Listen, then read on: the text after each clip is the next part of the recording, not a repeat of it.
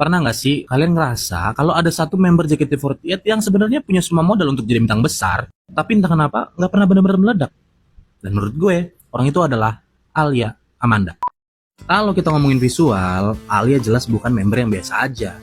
Bahkan menurut gue, dia tuh salah satu termasuk visual terbaik yang JKT48 punya saat ini.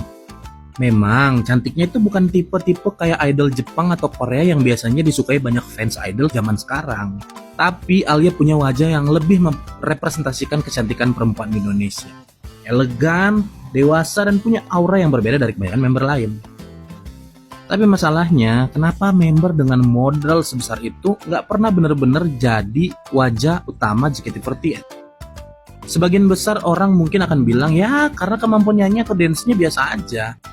Tapi tunggu dulu, kalau kita jujur, dunia idol tuh nggak pernah bicara tentang soal bakat nyanyi dan menari. Tapi visual, karakter, fanservice, dan kemampuan membangun koneksi dengan fans yang baik, dan semuanya itu punya peran yang sama pentingnya seperti hal-hal yang tadi gue bilang. Alia sebenarnya punya banyak hal itu. Selain cantik, dia juga berwawasan luas, pembawaannya tenang, dan punya image yang positif. Tapi justru di situ masalahnya. Alia lahir di generasi 11. Generasi yang menurut gue sampai hari ini masih kesulitan menemukan identitas kolektifnya. Coba bandingkan dengan generasi 7. Mereka sering disebut sebagai Golden Generation karena melahirkan banyak nama besar. Atau generasi 12, yang terkenal karena kekompakan, kreativitas, dan karakter member-membernya yang sangat kuat. Sementara itu generasi 11, kalau disuruh ngejelasin identitas generasi ini dalam satu kalimat, gue yakin banyak dari kalian bakal bingung dan kesulitan.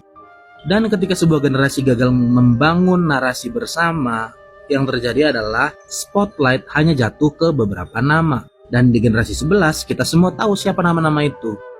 Gracie, Grisel, dan Minci. Mereka bertiga berhasil menjadi wajah utama dari generasinya. Sementara member-member lain, termasuk Alia, seperti terjebak di bayang-bayang mereka bertiga. Pertanyaan gue sekarang, apakah Alia kurang bagus?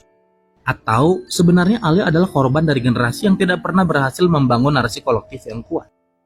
Karena kalau kita jujur, mungkin saja Alia yang sama, dengan visual yang sama, dengan karakter yang sama dan kualitas yang sama, akan memiliki nasib yang sangat berbeda kalau dia debut di generasi lain. Mungkin lebih dikenal, mungkin lebih diperhatikan. Yang jelas, dengan pengumuman graduation yang sudah disampaikan beliau beberapa waktu yang lalu, satu pertanyaan itu mungkin akan selamanya jadi bahan perdebatan di fandom. Apakah Alia gagal mencapai potensi maksimalnya di JKT48? Coba tulis pendapat kalian di kolom komentar.